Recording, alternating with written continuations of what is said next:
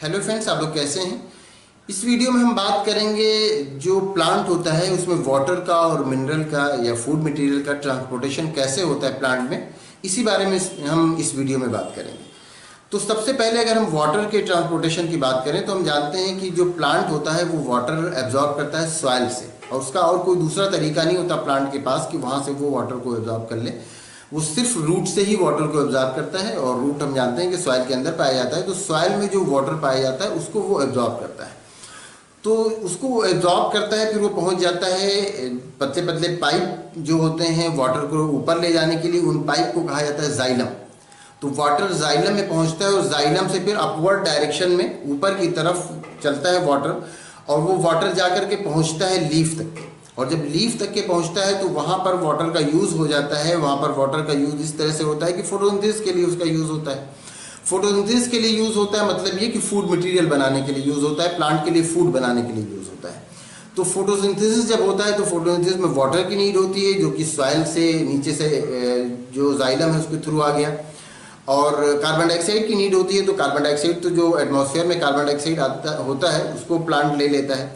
Sunlight की need होती है, तो सनलाइट की प्रेजेंस में दिन में वो करता है, और क्लोरोप्लास्ट में होता है। तो ये सारा कुछ ज़रूरत होती है फोटोसिंथेसिस के लिए, फूड मटेरियल बनाने के लिए। तो इसके लिए जो वाटर की नीड होती है वो तो जाइलम से ऊपर की तरफ आया और वहाँ पर यूज़ हुआ वाटर का। और इसके साथ साथ ये भी होता है कि जो वाटर आता है ऊपर की तरफ, जो रूट से ऊपर की तरफ वाटर आ रहा है, लीफ तक के आ रहा है, तो लीफ में स्टोमेटा पाए जाते हैं, मतलब छोटे छोटे पोर्स पाए जाते हैं, छोटे छोटे छेद पाए जाते हैं, सुराग पाए जाते हैं।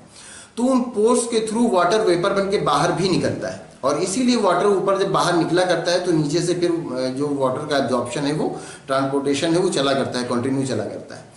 तो ये जो ट्रांसपोर्टेशन हो रहा है किसके थ्रू हो रहा है, ये जाइलम के थ्रू हो रहा है, और ये सिर्फ अपवर्ड डायरेक्शन में हो रहा है बस।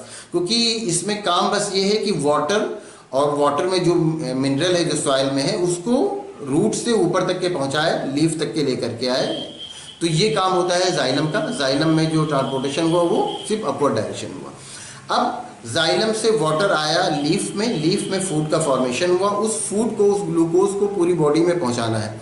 अब उस फूड को किससे पहुंचाया जाएगा, उस फूड को दूसरे पाइप के थ्रू, दूसरे ट्यूब के थ्रू पहुंचाया जाएगा। इस ट्यूब के थ्रू नहीं पहुंचाया जाएगा जिस ट्यूब को जाइलम कहते हैं, उसको पहुंचाया जाएगा जिस ट्यूब के थ्रू, उस ट्यूब को फ्लोएम कहा जाता है।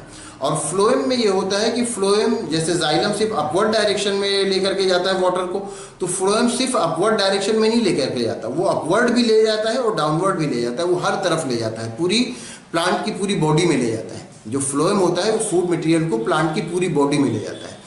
तो सबसे पहले वाटर और मिनरल का ट्रांसपोर्टेशन हुआ, जाइलम के थ्रू लीफ तक के गया, फिर फ्लोएम के थ्रू फूड का ट्रांसपोर्टेशन हुआ और प्लांट की पूरी बॉडी में हुआ। तो दोनों के ट्रांसपोर्टेशन में एक डिफरेंस आया कि जाइलम सिर्फ अपवर्ड डायरेक्शन में ट्रांसपोर्टेशन करता है, जबकि phloem upward direction, downward direction, दोनों डायरेक्शन में जो फूड है उसका ट्रांसपोर्टेशन करता है। तो ये दोनों में डिफरेंस होता है। जहाँ तक बात है प्लांट्स में वाटर, मिनरल और फूड का ट्रांसपोर्टेशन कैसे होता है, तो वो जाइलम और फ्लोएम के थ्रू ही होता है।